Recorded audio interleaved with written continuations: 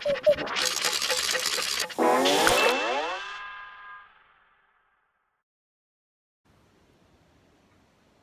हैं आप सब? सब कुछ ठीक है? उम्मीद है कि आप सब सही हैं, सही और सलामत हैं और खुश हैं। तो आज मैं आपको एक कहानी सुनाने जा रही हूँ। मेरा नाम है हीबा और मेरी कहानी का नाम है चिड़िया और बंदर। ये पंचतंत्र की कहानी है, लेकिन मैंने इसको थोड़ा सा चेंज कर दिया है, क्योंकि जब मैं छोटी थी और मैंने कहानी सुनी थी, मुझे ऐसा लगा कि ये कहानी थोड़ी सी चेंज होनी चाहिए। तो ये रही कहानी। उम्मीद है कि आप लोगों को अच्छी लगेगी। एक बहुत खूबसूरत पहाड़ जिस पर हरी घास होती है और बहुत क्यूट छोटे छोटे पीले पीले फूल होते हैं, उसके दाएं साइड पे समुंदर है। और इस पहाड़ और इस समुंदर के बीच में एक जंगल है। इतना खूबसूरत जंगल कि मैं आपको बता नहीं सकती। उसके पेड़ लंबे लंबे चौड़े चौड़े पत्तों से भरे हुए, हरे, घने और खूबसूरत हैं। इतने खूबसूरत है कि एक बार आप पेड़ों को देखोगे तो आप बस देखते रह जाओगे। फूल भी उतने ही सुंदर हैं।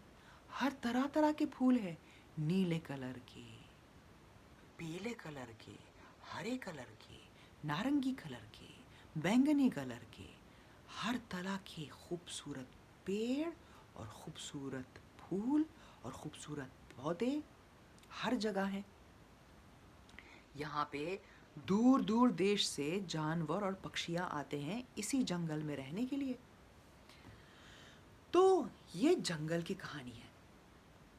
इस जंगल में एक बहुत बड़ा पेड़ है, आम का पेड़। वैसे तो आम के पेड़ वहाँ बहुत हैं, लेकिन ये आम का पेड़ कुछ ज़्यादा ही बड़ा है, बहुत ज़्यादा ऊंचा है और बहुत ज़्यादा चौड़ा है। इस पे हज़ारों पक्षियाँ रहते हैं, तरह तरह के परिंदे, कौवे, कबूतर, तोते, मैना, उल्लू, बाज और चिड़िया। ये जो पक्षी हैं, ये सालों से इसी पेड़ पर रह रहे हैं और हर सर्दी और हर बारिश से पहले वो जाके जंगलों में ढूंढते हैं, पत्ते उठा के लाते हैं, छोटी छोटी लकड़ियाँ उठा के लाते हैं, अगर उनको रस्सी मिले तो रस्सी उठा के लाते हैं, और बड़े बड़े पेड़ और बड़े बड़े पेड़ों के पत्ते उठा के लाते हैं, और इन सब को मिला के वो सब अपने अपने घोंसले बनाते हैं। तो एक दिन बारिश के ज़माने में सारे पक्षी अपने घोंसलों में आराम कर रहे थे।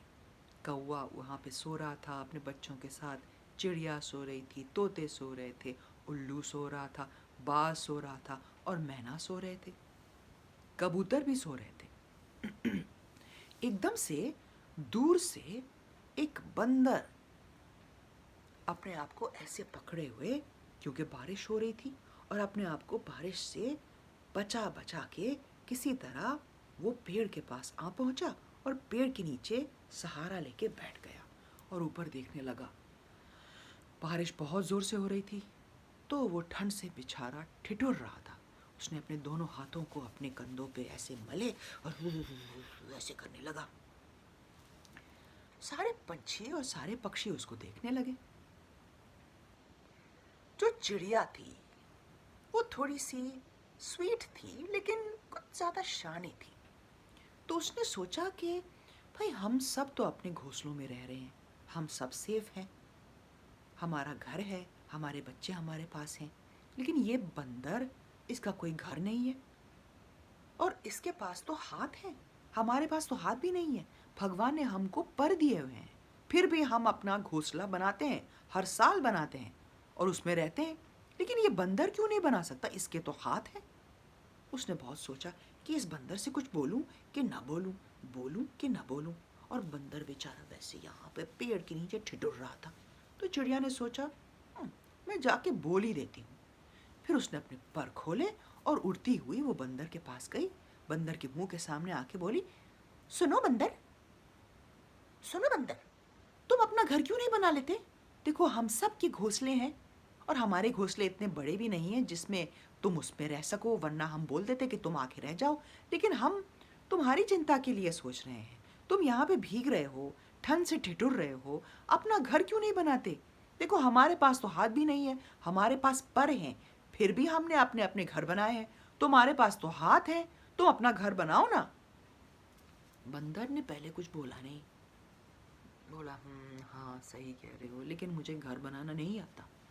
तो चिड़िया ने बोला, अरे तुमको घर बनाना नहीं आता, ऐसे कैसे हो गया? हमको आता है, हम पक्षी हैं, हम घर बनाते हैं, हमारे पास हाथ नहीं है फिर भी हम घर बनाते हैं, और तुम्हारे पास हाथ है लेकिन तुम यहाँ से वहाँ शैतानी करते रहते हो, पेड़ों पे चढ़ते रहते हो, लोगों के ऊपर केले फेंकते रहते हो, मूंगफली फेंकते रहते हो, मूंगफली खाते रहते हो, पूरा दिन हंसते रहते हो, यहाँ से वहाँ उछलते रहते हो। क्या तुम अपना घर नहीं बना सकते? तुम तो बहुत ही बेवकूफ़ हो, बहुत ही मूर्ख हो, और तुम तो ऐसे हो वैसे हो।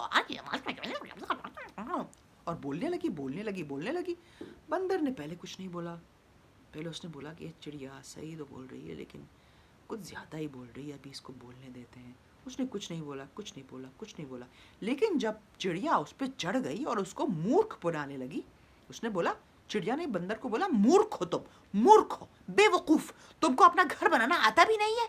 तुम कैसे, मतलब किस तरह के प्राणी हो कि तुम्हारे पास हाथ है फिर भी तुम घर नहीं बना सकते?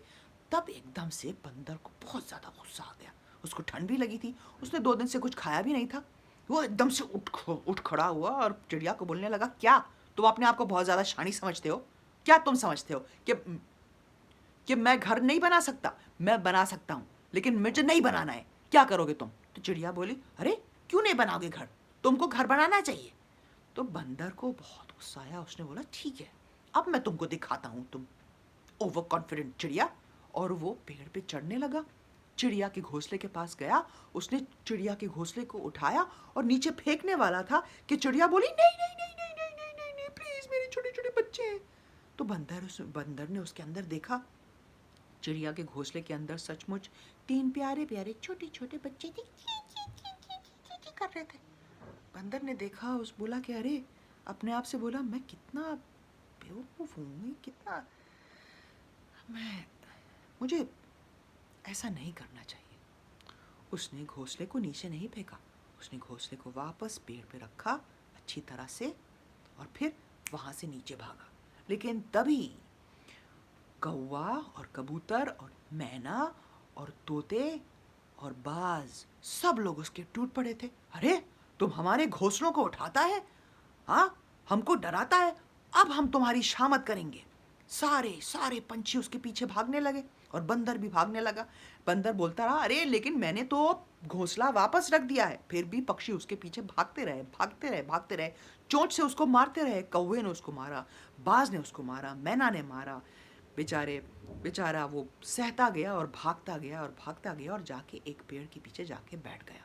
और फिर पक्षी सारे वापस आए। उसने बोला, हाँ, बंदर तो भाग गया है, ये मूर्ख बंदर है, बेवकूफ़ बंदर है, इसको कभी कुछ बताना नहीं है, और बेवकूफ़ों को कभी कुछ बताना नहीं चाहिए क्योंकि वो समझेंगे ही नहीं।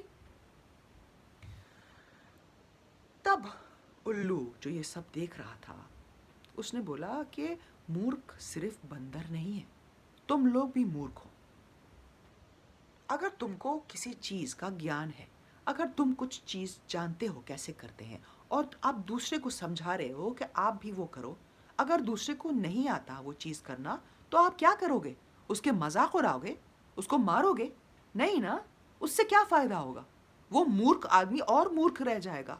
आपको उस बंदर की मदद करनी है, आपको उसको सिखाना है कि वो अपना घोंसला, अपना घर कैसे बनाए। तो चिड़िया बोली, लेकिन वो बंदर तो सीखना नहीं चाहता था।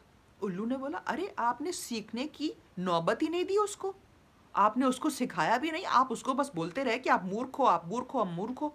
ऐसे कौन समझेगा?